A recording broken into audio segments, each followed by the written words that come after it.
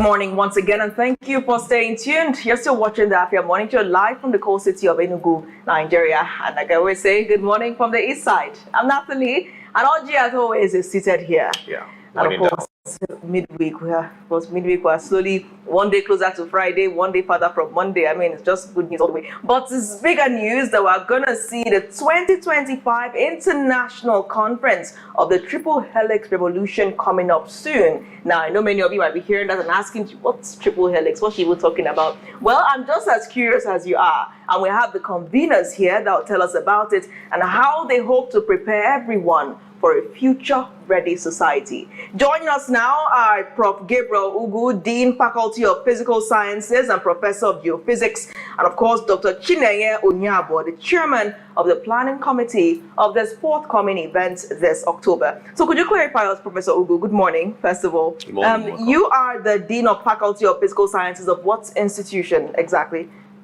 Good morning, Natalie. Good morning, Oji. You're welcome. I'm the Dean of Faculty of Physical Sciences of the Enugu State University of Science and Technology. So that's ASUT? Yes, sir. All right. Thank you so much for being here. Thank you. All right. Thank you once again. You look amazing. Thank you very much, Natalia. Yes. And you too. Okay. I appreciate your look. Now, I don't know what to say in response. So thank you so much. So let's start with you now, Prof. Okay. I mean, the Triple Helix Revolution. The last time I heard helix, I was looking at a math set.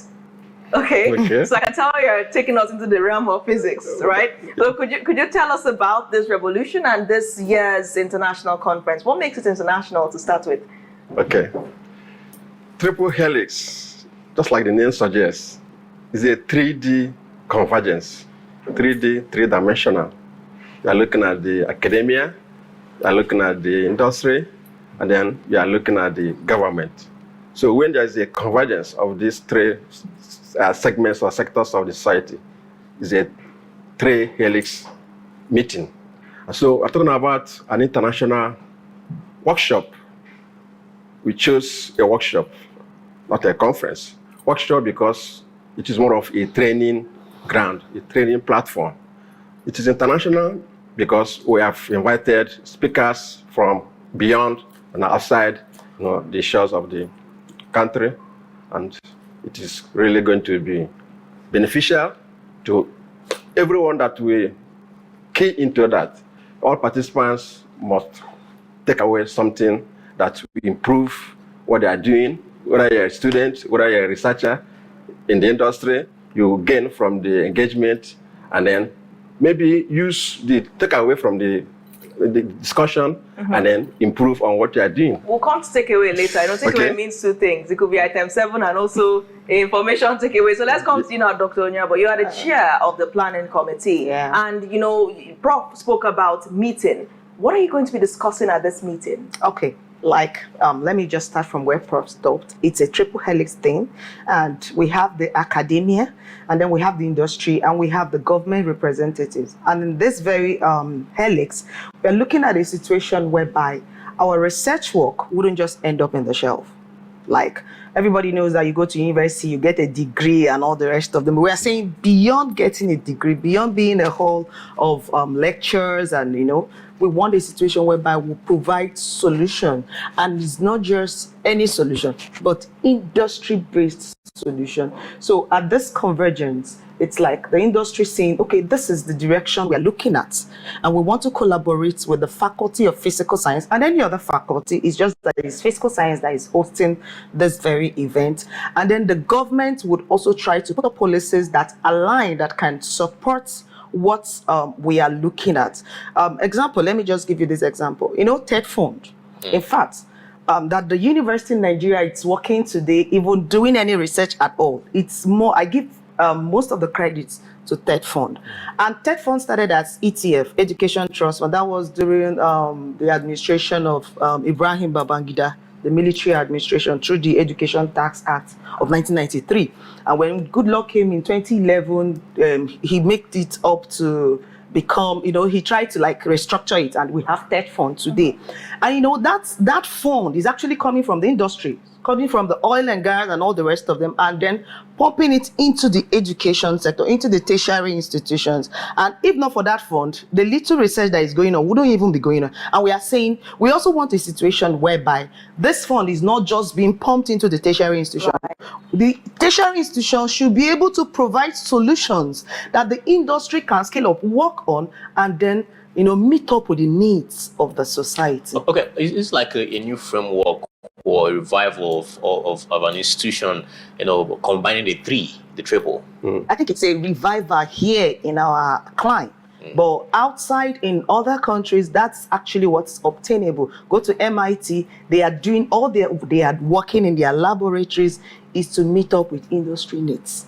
So try on that. Go ahead. Yes, it's a revival per se, it's a revolution per se, because recently the executive governor of Enugu State, Barrister Dr. Chetan Bisimba, he visited, of course, our visitor, so he visited the university. And in one of those engagements, he emphasized strongly about experiential learning. That is to say, how do we engage our students to learn, in way of experiments, in way of engagement, hands-on, in order to bring out those things we talk about, we teach, we theorize in the class. How do we engage them into practical realities to solve human problems?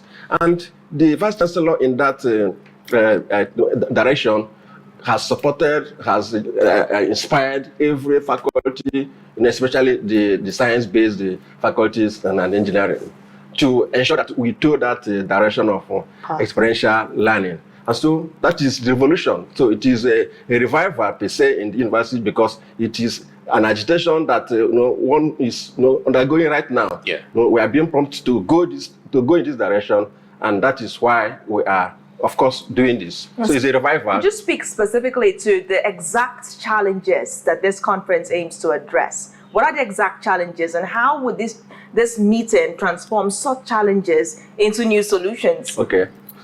The challenges are of different dimensions, but specifically, when students leave, even in our curriculum, they already have sideways, where students got industrial attachment, but some students per se don't take it seriously.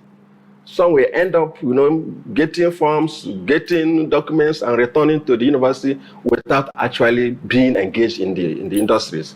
And so this is all conversation around this. From this, the students will begin to see, okay, I'm studying physics. I can have an inroad into the oil and gas. I can even a television session like this.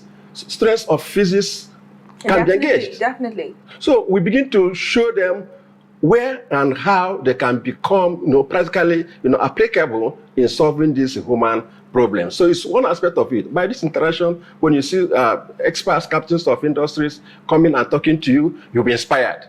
And then you will let go this year old thinking that I'm here after 4 years I become a graduate, and then what happens? Okay. And so it starts with our thinking. Okay, Dr. Onyeabor, let's come to you now. I mean, this is the 2025 conference. How many others have you had before this? This is the first, actually. This is the maiden edition. Yeah. Yes, this is the maiden edition. Okay, so have there been any success stories recorded, maybe in any of the programs that you've done?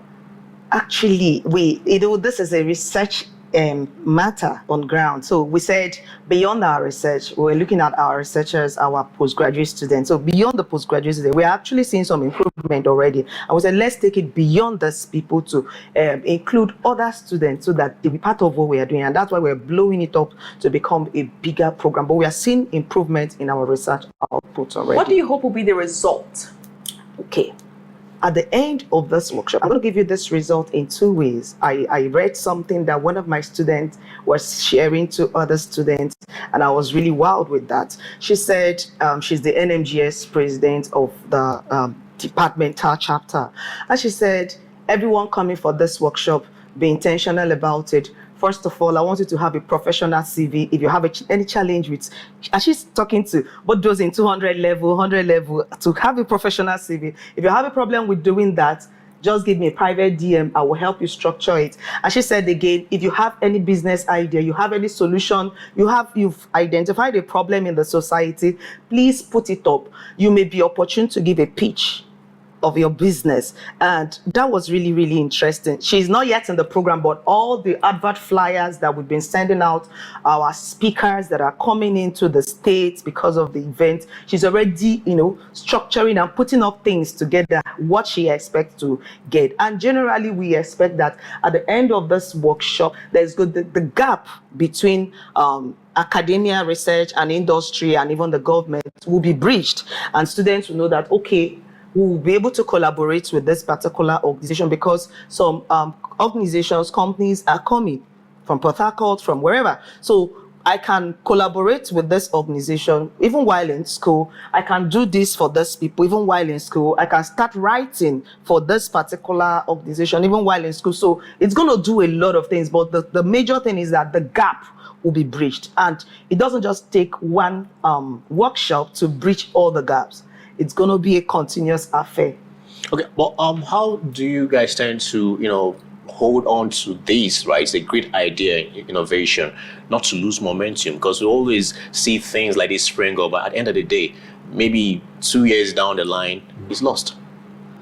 Yeah. Go ahead. No, just like she said, this is a maiden edition, and then we hope to make it annual. And so if it becomes an annual event, it means that the spirit is there, the drive is there, the direction is there, and we'll continue to move in that direction. Are there concept, lay down plans and frameworks that could, propel these to exceed this year, next year, or so many years to come? Yeah, we expect that after this, the lessons drawn from this will help us to improve on subsequent editions. So let's talk about the society. Okay. In some foreign climes, it's absolutely normal for students to be in school and also work. Some work to pay their fees. They take side jobs. They can wait at